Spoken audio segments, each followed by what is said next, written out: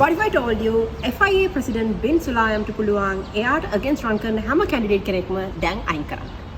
ඔයගොල්ලෝ දැනගන්න ඕනේ FIA එකේ president කෙනෙක් කොහොමද තෝරන්නේ කියලා.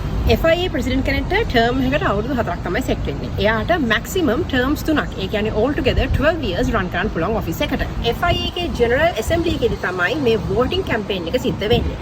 FIA එකට join වෙලා ඉන්න හැම country එකම federation එකකිනුයි ඒගොල්ලෝගේ automobile site එකකින් ඉන්න අය තමයි මේකේ voters ලා විදිහට එන්නේ. එතකොට members ලා 245කින් 2/3 of ඡන්දේ එක්කෙනෙක් හම්බුනොත් තමයි එයා president විදිහට elect වෙන්නේ. ලංකාවේ ඡන්දවල වගේම තමයි FIA එකේ presidential campaign එකත්. ඒගොල්ලෝ මේ හැම රටකටම යනවා ඒගොල්ලෝගේ ඡන්ද ව්‍යාපාර කරන්න. මේක එක chance එකක් තියෙනවා. මොකද මේගොල්ලෝ යන රටවල වලට ඒගොල්ලෝ දෙනවා අපේ කට්ටිය දෙනවා වගේම හොඳ පොරොන්දු ටිකක්. හැබැයි ඒ හැම පොරොන්දුවක්ම ඒගොල්ලෝ ඉෂ්ටත් කරනවා. ඒ කියන්නේ හැම රටකම ඒගොල්ලෝ බලාපොරොත්තු වෙන දේවල් region එකටයි country එකටයි develop කරන්න ඒගොල්ලෝ FIA එකෙන් උදව් කරනවා. මේ සුරේ FIA එකේ දෙසැම්බර් තියෙන ඡන්දෙට ඉදිරිපත් වෙලා ඉන්නවා කාලොස් සයින්ස් සීනියර්. ඊට අමතරව රූම් එකක් තියෙනවා සූසි වුල්ෆුත් ඉදිරිපත් වෙනවායි කියලා. හැබැයි කේස් එක ඕක නෙමෙයි. කේස් එක තමයි සූසි වුල්ෆයි කාලොස් සයින්ස්වයි FIA එකේ දැන් ඉන්න ප්‍රෙසිඩන්ට් අයින් කරන්න පුළුවන් විදිහට එයා ගේන්න හදනවා නීති රීති.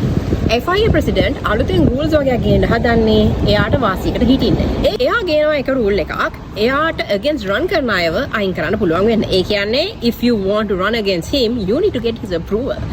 Second, audit investigators la block karna unless he actually says okay you go ahead. He picks his own ethic investigators. That's rule number 3. So can he actually do this? Yes. Actually 166ක approval එකක් යාර general assembly එකේදී මේකට හම්බ වුණොත් ඒක අනිවාර්යයෙන්ම law එකක් බවට පත් වෙනවා. ඔය members ලා 245ක් ඉන්නේ රටවල් 149කකින්. හැම member කෙනෙක්ම country එකේ federation එකකින් තමයි එන්නේ. ලංකාවට ඇරෙන්නේ. That's a totally separate story. FIA presidency එක ගැන ඕගොල්ලෝ මොකද හිතන්නේ?